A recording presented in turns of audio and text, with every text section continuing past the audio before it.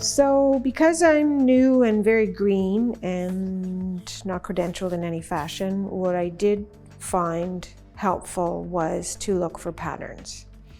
And so on looking for patterns in the rocks, I have 3 examples, and of course there's a lot more out there. I don't bring every example home.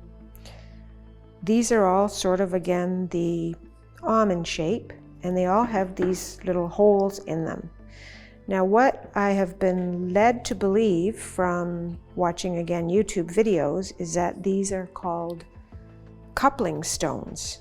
And what they were they'd be the top held like this for their bow drills that they would use to start fire. So what I did as a novice researcher was to train my eye to similarities, and that way I think I could find artifacts that were similar to each other because they are so highly eroded. So these were interesting to me in that they basically were all relatively pointy and almond shape, which I wonder if they didn't have more than one purpose. Perhaps an axe in their toolkit for chopping. But the interesting fact is they all have these little holes, and this one you can actually see there's 2 little drill holes. So one of the theories is they were used as coupling stones. So basically they would have been on the top to protect the hand and yet stay positioned to mount their bow drill that they would use to start fire. So that being said, I believe that this one, again, because of the nature of its shape, the triangular hafting, I believe it also had more than one purpose. Again, for scraping, chopping, but I'm wondering if the hole being larger and on a flat surface wasn't actually for inserting the little bits of material they would have used to start the fire, like what we would liken to kindling. So then you would have your bow drill in here, which would have had a string and another stick to rotate this one, and this would be your coupling rock to protect your hand, and away you go to start your fire. Again, I'm not credentialed and I'm not studied. It's just from online research and opinion. So that being said, this one's very interesting. Again, what we talked about before, being the kite shape, but it has these little grooves, like they would have used it to sharpen either bone or stick, or not sure, but you're not going to find too many of this shape with these little groovy marks.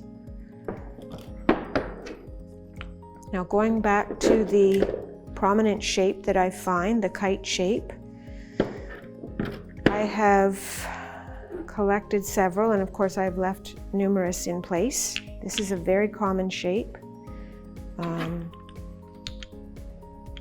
which I know with my online research, people have likened them to the old-fashioned word tomahawk. So again, they're kite-shaped. And this one in particular, which is made, I believe, from, I think they call it basalt. You could see how it would have had a nice edge.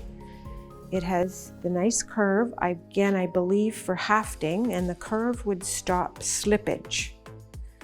But when you do this, it's pretty undeniable what people would in general terms call a tomahawk. So that being said, there was this style. Now I believe they came and went and inhabited and camped here over thousands of years because there seems to be a change in technology.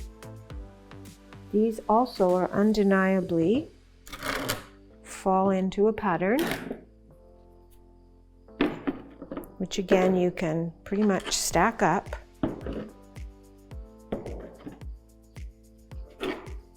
And they follow the same pattern. And you can also see undeniably they have like a rounded end with a notch. Rounded end with a notch in the point. Rounded end with the notch, and again the point, which to me totally alludes to the reality that they were hafted in such a manner. Again, not your classic tomahawk, but an axe of sorts.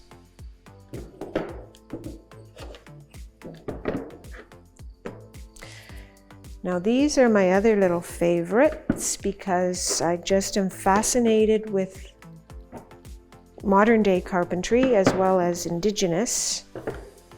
And I believe these were all planers.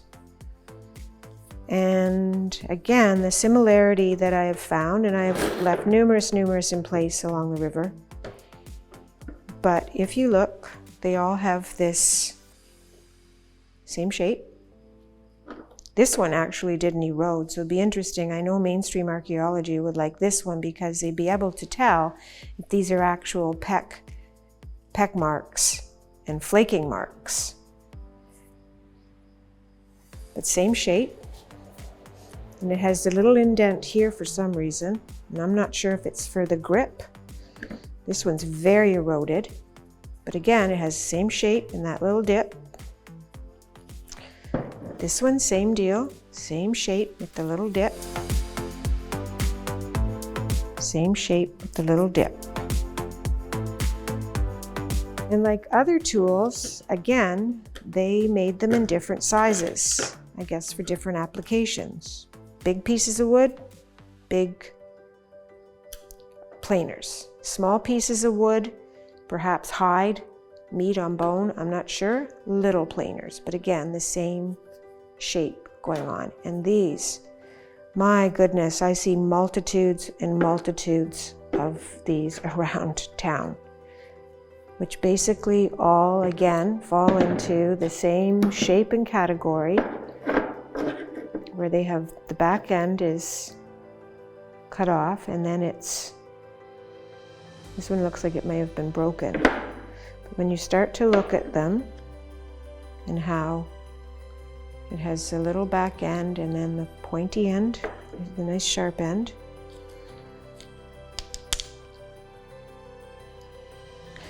And if I can back up to talk about this one, there's a few more in here, but these follow the shape of what the Jesuits accounted for. They're little scrapers that looked exactly like the shape of the flint that the Europeans used in their rifles. And if you look it up, sure enough, this looks like a flint that would have been used in the settler time rifles to, I guess, create a spark to light the gunpowder. This is just an interesting find in that I like the way it was, I think, chipped away there, but it's interesting in that it has these marks here, which some people would say would probably be settler plow marks or disc marks, but it wasn't really found in an area where agriculture was happening. And I like that these are all very congruent in their size and shape, the actual chipping away marks.